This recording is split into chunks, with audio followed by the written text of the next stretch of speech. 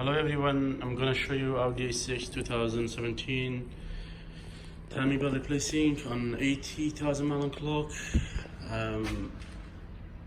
You have to bring down the front slightly down because the gap is too small for working in that space, and you can block the camshaft sprocket here, and you can mark the crankshaft sprocket down there straight to the line, and you can block it as well, lock it as well, and you can lock the fuel injector sprocket down there with the pin lock.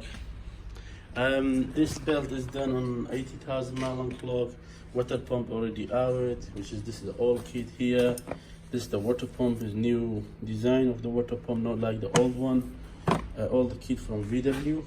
That's the new water pump here, and this is the tensioner and bearing.